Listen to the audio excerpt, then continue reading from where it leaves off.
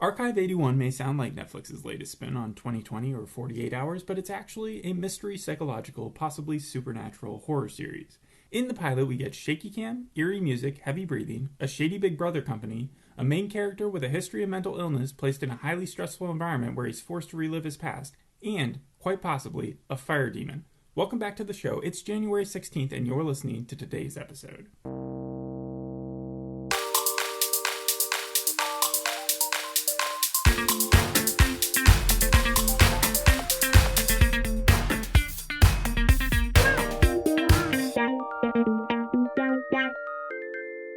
We've all seen those restoration videos on the internet before where they take like a painting or furniture and like it looks crappy and old and decrepit, and they are somehow able to, through a process of different methods, put it all back together and make it look really wonderful.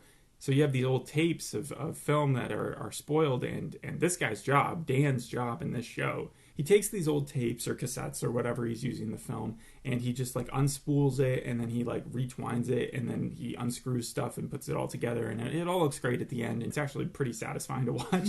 So I like that part of the show, but that's his job. That is Dan. That is our main character. Right, and this is based off of a podcast. I actually listened to the first three Mystery episodes. Signals? No, I think it's Archive 81, the same name. And I've listened to the first three episodes just to kind of get a good sense of it. And it's not film in the podcast. It's like just audio tapes. So he's listening to like audio tapes of something that happened in 1994. There's also someone named Melody in this show, right? Melody Pendros. She is the main character from 1994. However, it's not tapes. It's definitely video throughout because you're on a visual medium now.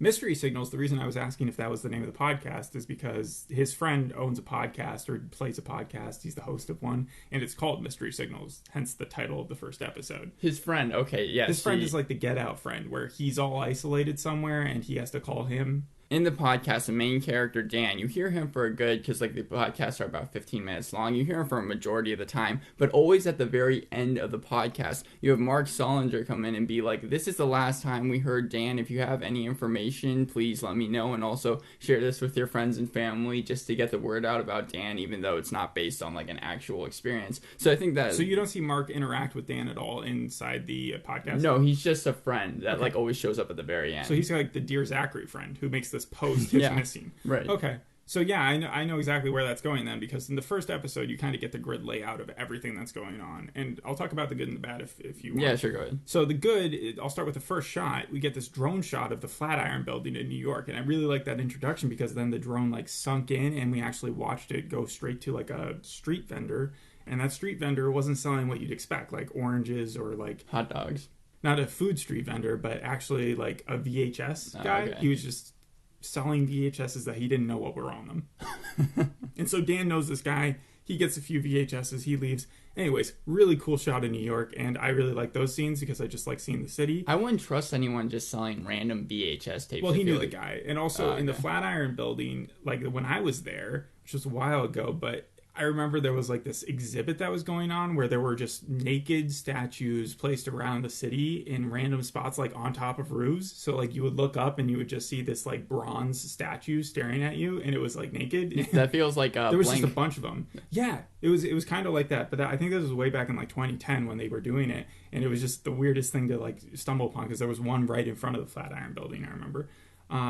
So Dan is just an unassuming guy, and sometimes in a TV show like this where he's supposed to be the lead, that can be bad because it's like he doesn't have a distinguishable trait. He doesn't push himself into people's lives. He's not like overly charismatic or anything. He's just a dude, right? Yeah. It's also the safer route though because he doesn't piss people off. You know, he's not too annoying or anything. He kind of is just a guy who wants to get the job done. He's offered this thing worth $100,000 from a company that he doesn't know, very shadowy, called LMG, and they're in New York. So you see him like try to apply for the job? No, he works somewhere else. He gets a tape from LMG to reconstruct or whatever, and he does such a good job that they want to hire him, right? Yeah. For $100,000, and they tell him, we're going to put you out in the middle of like nowhere, and you're just going to work on these things, and it's about a fire in 1994.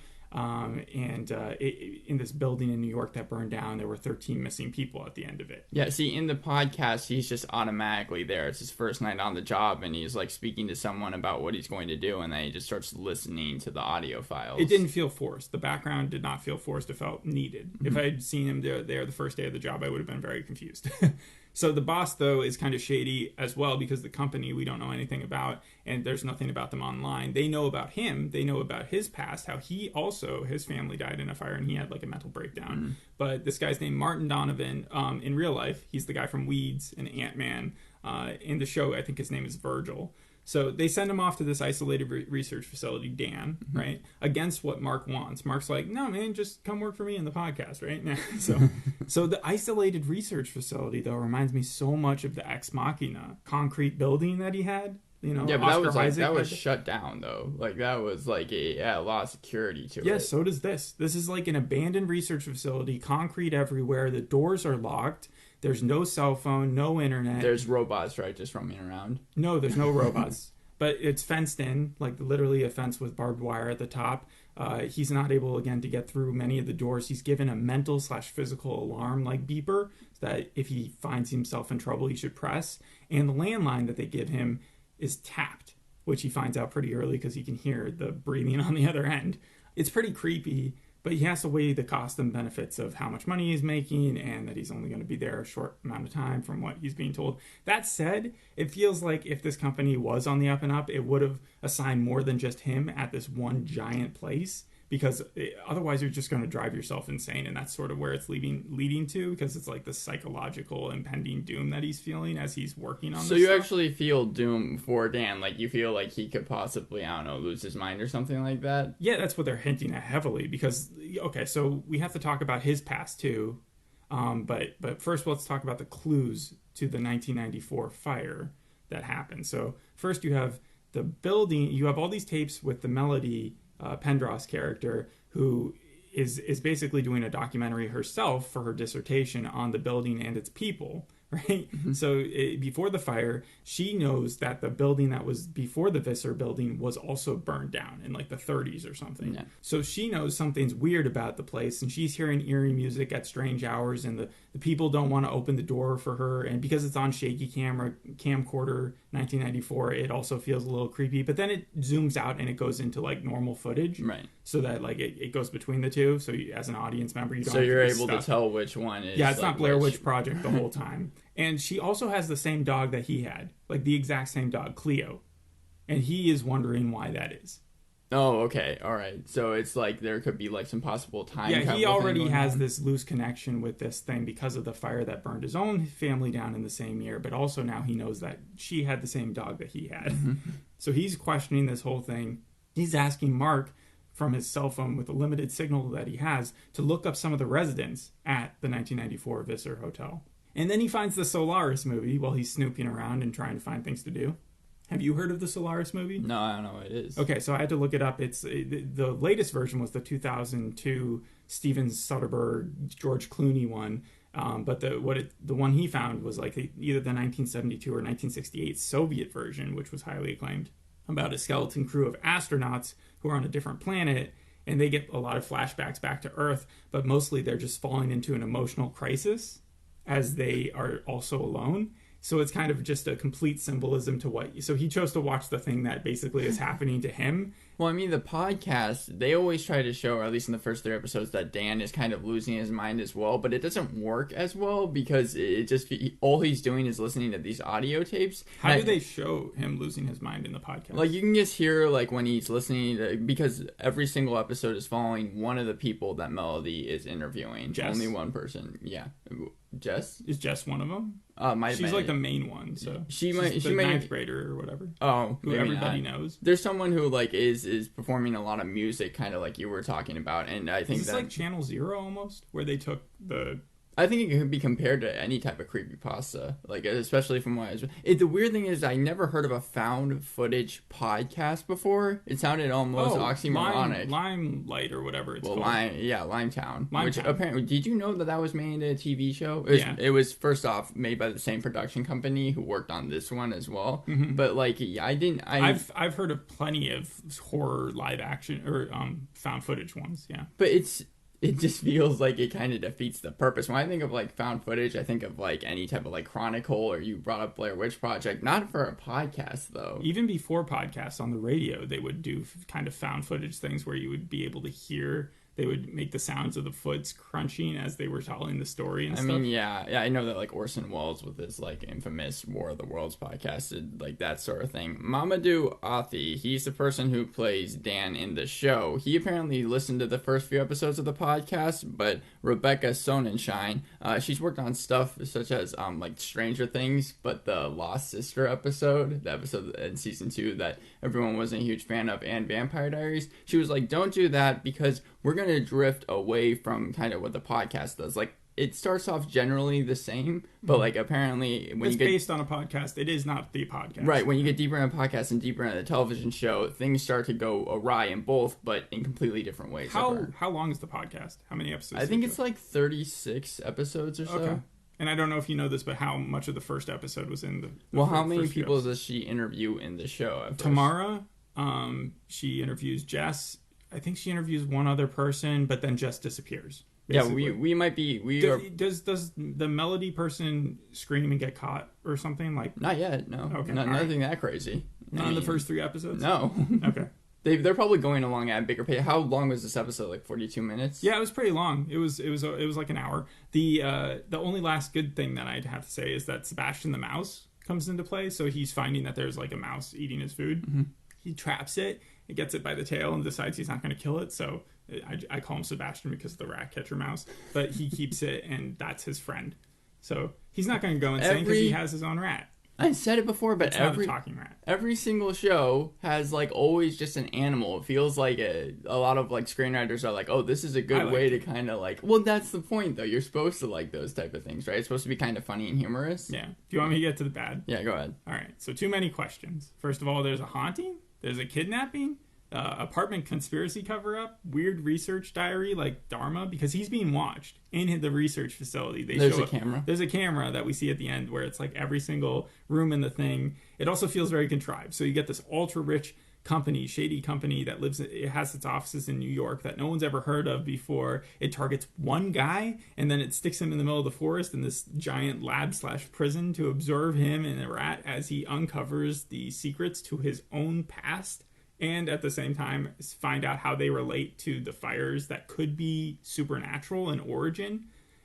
But with a show like this, that's like isn't the first episode supposed to give you all those questions? It's not that the question, not just the question, it's also the fact of just like, why would this company go through this amount of work on this one guy just to like cause him to go crazy? It just seems like, unless he's just imagining it all, I don't understand why Dan is so important, even with his skill set. Is it a little bit like, obviously not with the haunting puppets, but like Five Nights at Freddy's, where it's like it's just this one guy who's like kind of having to keep watch at this one place while doing like different tasks?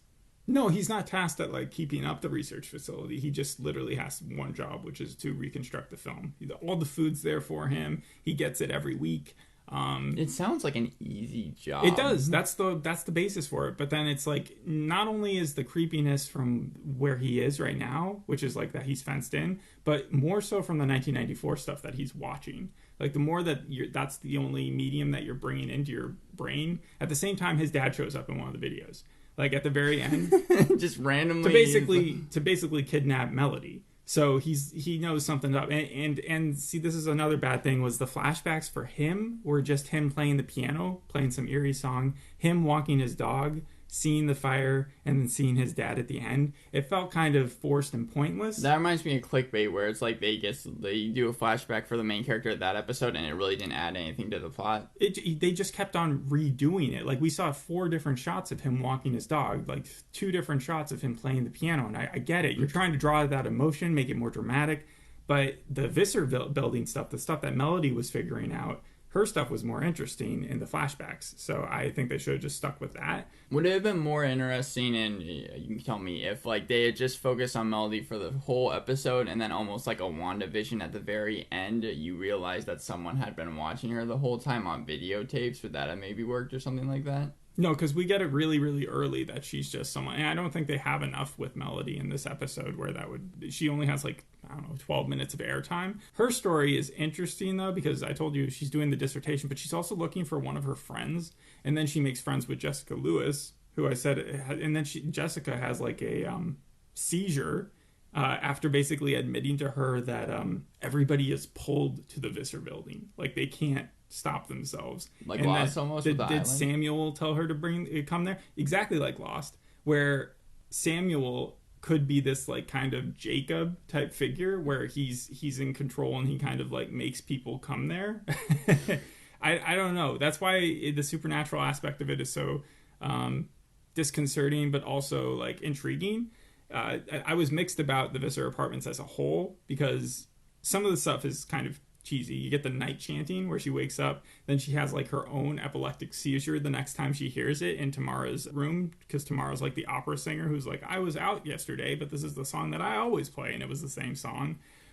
Stay away from the 6th floor. The janitor tells her to stay away from the 6th floor, so that was pretty cliche, but at the same time he shows up at the end too with the dad to kind of like stop her when she was like, they took Jessica. Well, by the 3rd episode, you start to get the sense in the podcast that it's a like cult. Like, are you getting that sense here? You get that from the first episode. Yeah, okay, so... 13 bodies never recovered. 13 bodies could just be the cult. That's almost like the Servant in that way. Like, maybe they just went off and they did their own thing. Limetown is also very similar in its cultish fascination. Then you have Red Shirt Guy. Red Shirt Guy? You don't have a name for him? He shows up in the background while Dan is on the phone with Mark when he, like, finds signal. And you just see him walking in the background like Dexter in the woods or something like that. And then, like, he never sees him. Dan, our main character, never sees him. Okay, so it was just for the audience to see. Yeah, there's a red shirt guy out there. Then you get Virgil. You still don't know what's up with him. The thing is, I see potential with the show. I actually enjoyed it. I want to see the next episode of it. I'd give it a 7 out of 10. But I'm afraid that I'm going to get burned. Well, it feels like there are so many of these shows where it's all these many questions. And then at the end of it, especially with found footage stuff, it just doesn't come to the conclusion that you want it to because there's just so many unanswered things. There's a couple things about the reviews. One, I kept on looking at it, and every single time I looked at the IMDb score, it kept on rising, which is usually not the way it is, but it stopped at 7.4. It has around 2,000 reviews, 94% on Rotten Tomatoes, but a 58% audience score. And I was like, this might be something that the critics like, but that the fans really didn't like. But when I went on to Reddit, where usually fans are like kind of pretty open about how they felt about a certain show or anything like that, there was a lot of theories, and it seemed like people are really intrigued with the show, saying that it does a good job of being creepy. And every single like newspaper headline I read was like, this is something that you should definitely binge watch. I'll say it ends with a huge cliffhanger. Like, they want to don't tell me more than that. Right, but they want to get season 2 is all I was saying. It ends with maybe Dan. I don't feel like Dan's going to just walk away from this. It seems like he's going to get roped into it somehow. But the thing about Limetown was it also just led to question after question after question. It got old. The podcast did. I never watched the TV series. But that's what I'm just afraid of with this. It feels like another Dharma Initiative type thing. I told you it also reminded me of the Get Out thing. It reminded me of Ex Machina a lot. Not just because of the building itself, but because of the seclusion of that building, of being like hired to come out there and just be sort of alone, except he had Oscar Isaac and the robot to hang out with. Now I get your joke. And then and then being watched, that feeling of being watched and having the cameras everywhere, also Ex Machina-ish. And then sort of clickbait-ish, too. Because at the beginning and the end, we see Melody staring at the camera, kind of like being like, help me, blah, blah, blah, blah, type of thing. And she seems like she's in a real distressful situation. And so that were just from the limited amount of... Because you watch Clickbait, right? Yeah. That was more about the torture. That's what I said. Yeah, it reminds me of Clickbait, where they had a flashback at the beginning and ending, but it didn't really add anything to her character. Yes. The thing is, there was supposed to be someone from Orange is the New Black in this. Yeah, I can't place who that would be, though. Maybe they just weren't in the first episode. Well, they shot this show in Pittsburgh, even though it's supposed to take place in New York. They didn't just shoot in Pittsburgh, though, because the part that I saw with the drone shot had to be. Well, yeah, but like a majority of it was shot in Pittsburgh, and they shot it during lockdown. Another thing that Rebecca, I mean, a lot of it's in the forest in the middle of like nowhere, so I don't think it would matter if it was Pittsburgh or Canada or wherever's cheapest. The Daily Beast said, however, don't lean too heavily on their found footage. Gimmick, the more the show proceeds down a single path, the more it presents Melody's plight. Yeah, I was surprised how many times that Melody's camera, like, it just stopped being the function of what we were watching, and then it never got to the point where the camera turned off and we still saw footage, but I can see that happening later on. It's from 1994, right? That's where the footage is supposed to be from. Yes. Did you notice anything that was like out of place? I know on Reddit someone was like, the camcorders that they had in 1994. They kept showing it, so if that's the wrong camcorder, then they really should have paid more attention. Well, like some people were in support of what he was saying, but then someone commented that actually that Sony came out with that camcorder in 1994. It looks, I mean, to me, I wouldn't know, but it looked like the camcorders that you would see in the 90s, maybe a little smaller than some would suspect, and maybe that's why they were like, because they used to be really chunky. And this one's kind of like handheld, but I do know that in the early 90s they did come out with sort of smaller portable ones. The show at this point seems to be a big hit. Like viewership wise, it seems to be like the top trending thing on Netflix. And so if anything, I'll keep watching until I give up on it, but I wouldn't be surprised if I give up on it. That's the only thing. I'm warily optimistic. That's why I would, if I was so confident and I just wanted to base it, like, if I hadn't been burned so many times with other shows like this, I would give this an 8. What are some of the other shows that you're talking about that burned you? The shows that come to mind, Persons Unknown, Under the Dome, things like that, where it's like, it'll have an interesting question to start with, like, what's going on with Dan? Why is he... And then it'll just, like, lead into, like, ridiculousness, and the writers get lazy, or they just never had a semblance of an idea of what they wanted to end with, lost, like, whatever. From what I understand, the show, like, it kind of keeps its same amount of a mystery, and I don't think that I've read anything that says, like, as you go on, the show gets any worse. I would just say don't start a show like this unless you have a planned ending, and you know exactly what you want to do. It's based off of a podcast that did have an ending. Hopefully that podcast ending was good, because I told you Limetown had an ending and it wasn't good. Some people criticize the Melody character because they say that she makes dumb choices throughout the show. Did you get any of that in the first episode? I don't know. I'll spare judgment on Melody's character. She did have a few kind of weird lines, especially when Jess was taken and she decided like her best route was to like run around the hotel screaming as opposed to just trying to get out of there. I don't know. That's the weird thing. There's no backstory with Dan. It's like a mystery on top of it. No, there is backstory. No, there's no in the podcast. There's no backstory with Dan in the show. Really? Like, yeah, like you don't see him with the dog? Because the dog, I thought for a while was the fire demon.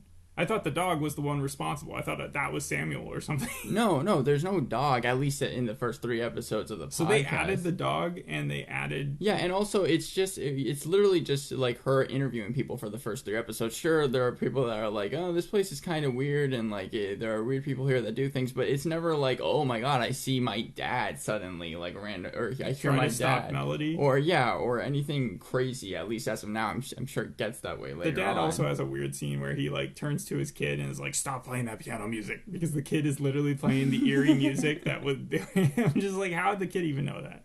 Yeah. So there are plenty of questions, and apparently it is distancing itself from the podcast.